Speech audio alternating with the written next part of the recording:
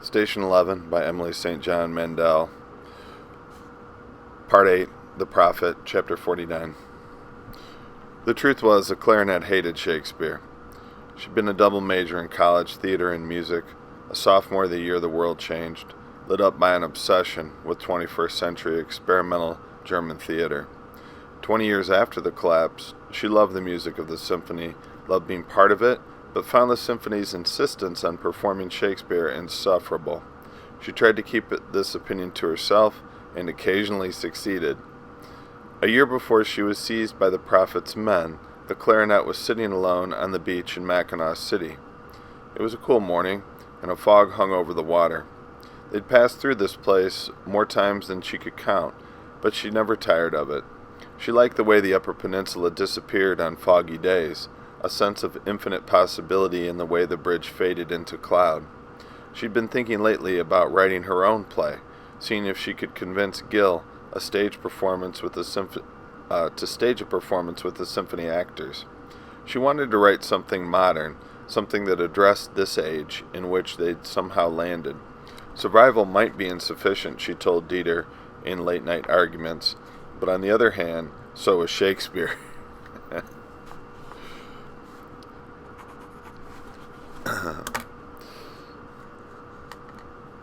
He'd trotted out his usual arguments about how Shakespeare had lived in a plague-ridden society with no electricity, and so did the traveling symphony.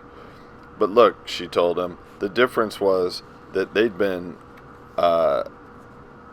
seen electricity, they'd seen everything, they'd watched a civilization collapse, and Shakespeare hadn't.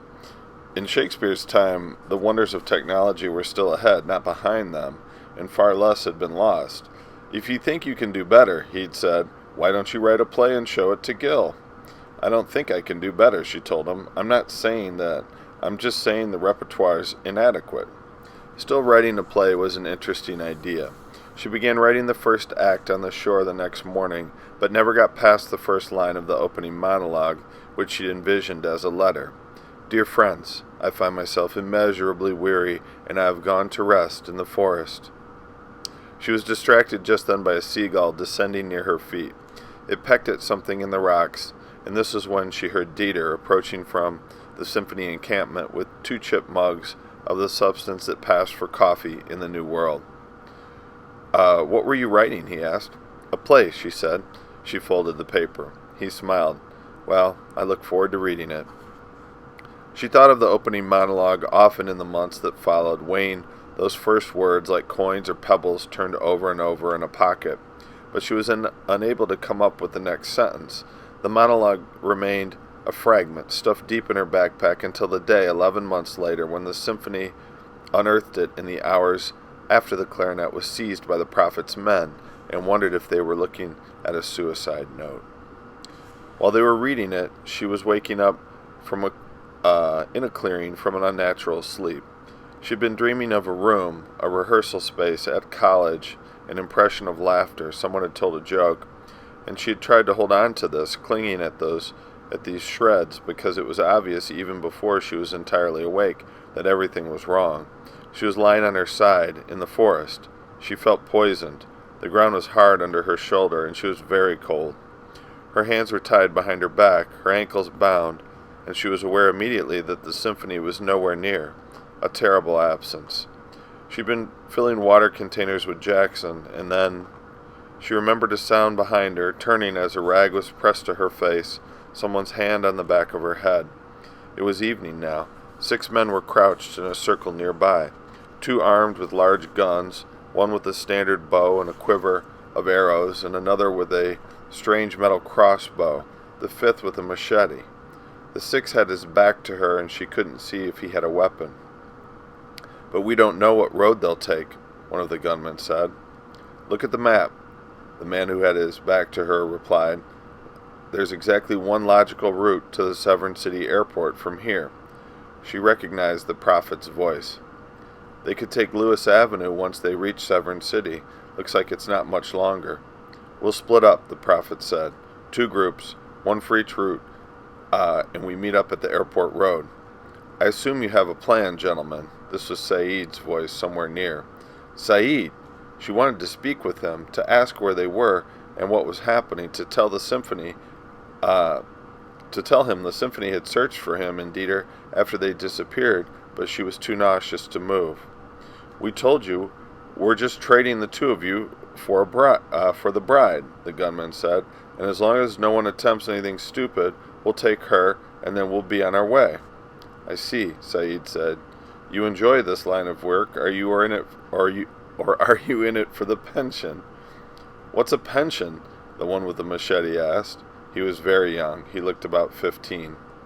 "All of this," the prophet said, serene, "all of our activities, Sayid, you must understand this, all of your suffering, it's all part of a greater plan." "You'd be surprised how little comfort I take from that notion." The clarinet was remembering something she'd always known about Sayid, which was that he had trouble keeping his mouth shut when he was angry. She strained her neck and saw Dieter lying on his back a few yards away, unmoving. His skin looked like marble. "Some things in this life seem inexplicable," the archer said, "but we must trust in the existence of a greater plan." "We're sorry," the boy with the machete said, sounding as if he meant it. "We're very sorry about your friend." "I'm sure you're sorry about everyone," Sayid said, "but while we're discussing strategy here, there was absolutely no reason for you to abduct the clarinet." "Two hostages are more persuasive than one," the archer said. "You're so bright, the lot of you," Sayid said. "That's what I admire most about you, I think." The gunman muttered something and started to rise, but the prophet placed a hand on his arm, and he sank back to the ground, shaking his head. "The hostage is a test," the prophet said. "Can we not withstand the taunts of the fallen? Is that not part of our task?" "Forgive me," the gunman murmured. "The fallen walk among us. We must be the light. We are the light." "We are the light," the other four repeated in murmured unison. The clarinet shifted painfully. The movement brought a storm of dark spots over her vision and craned her neck until she saw Sayid. He was 10 or 12 feet away, tied up. "The road is 50 paces due east," he mouthed. "Turn left when you get there." The clarinet nodded and closed her eyes against a wave of nausea. "Your clarinet friend still sleeping?" The archer's voice. "If you touch her, I'll kill you," Sayid said. "No need for that, friend. No one will bother her. We're just hoping to avoid a repeat." "Let her sleep," the prophet said. "The symphony's stopped for the night anyway. We'll catch up to them in the morning." When the clarinet opened her eyes, the men were apparently sleeping, bundled on the forest floor. Some time had passed. Had she slept? She was less ill than she had been. Someone had placed a cloth over Dieter's face. Sayid was sitting there, and where she'd seen him last, talking to the boy with the machete, who had his back to her. "In the south?" the boy was saying. "I don't know. I don't like to think about it. We did what we had to." She didn't hear Sayid's reply. "It howls you out," the boy said, thinking about it, remembering what we did. "It just guts me. I don't know how else to put it." "But you believe in what he says, all of you?" "Well, Clancy's a true believer," she heard the boy say very softly. He gestured towards the sleeping men. "Steve, too. Probably most of the others. If you're not a true believer, you're not going to talk about it. But Tom, the younger gunman, to be honest, I think maybe he's just in it because our leader's married to his sister." "Very shrewd of him," Sayid said. "I still don't get why the prophet's with you." "He comes along on patrols every now and again. The leader must occasionally lead his men into the wilderness." Was she imagining the sadness in his voice? The clarinet lay still for a while, until she located the North Star. She discovered that it was possible, by lying on her side and arching her back, to bring her feet close enough to her hands to loosen the rope that bound her ankles. Sayid and the boy were still talking quietly. "Okay," she heard Sayid say, "but there are 6 of you and 30 of us. Everyone in the symphony's armed."